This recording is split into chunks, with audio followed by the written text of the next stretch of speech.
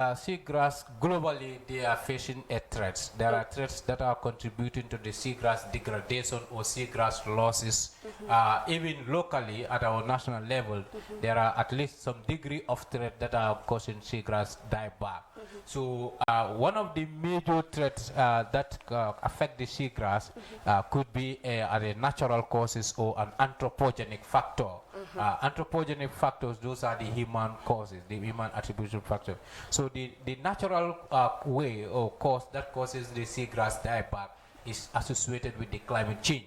Is the climate change like sea level rise, siltations, okay? Those are some of the natural factors that causes seagrass dieback.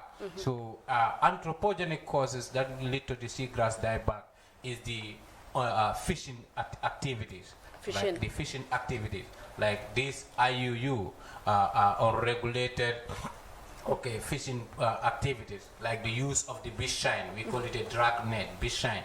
So this fishing practice help lead to the destruction of the seagrass meadows, and also the fishing activity like the use of the fishing board, especially with the outboard engine.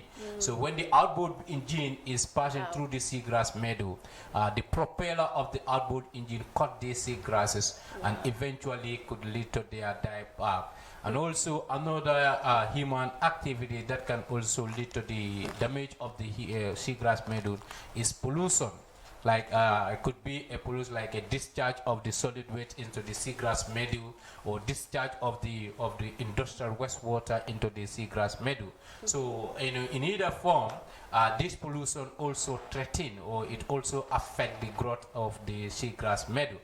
Because what will happen, like for instance, if it is a liquid waste, so this liquid waste, we know that it contains certain chemicals which are very toxic. So if they goes introduced into the marine environment and seagrass meadows, so they will increase the nutrient levels there, and that in itself will also lead to another phenomenon which we call the eutrophication, and that eutrophication will lead to the growth of the algae in the area. So the algae and the seagrass will compete for the available resources like the absorbable nutrients, the sunlight, and also even the BOD, that is the biological oxygen demand. And eventually it may lead to the disadvantage of the seagrasses, and it will causes a dieback there.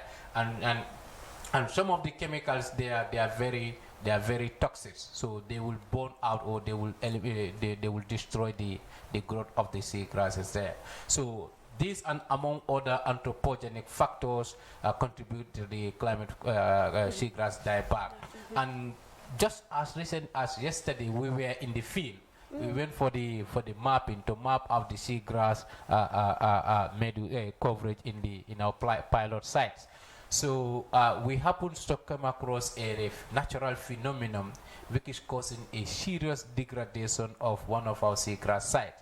That is the coastal erosion. The coastal erosion is so pronounced in that particular site in Katong. It is leading into siltation, that is the deposition of the sand from the nearby sand dune to the seagrass meadow. So that siltation has definitely causes a lot of degradation at that particular site. In fact, one of our locations is all been degraded as a result of the siltation from the coastal erosion and the flooding during the rainy season. Wow. Okay.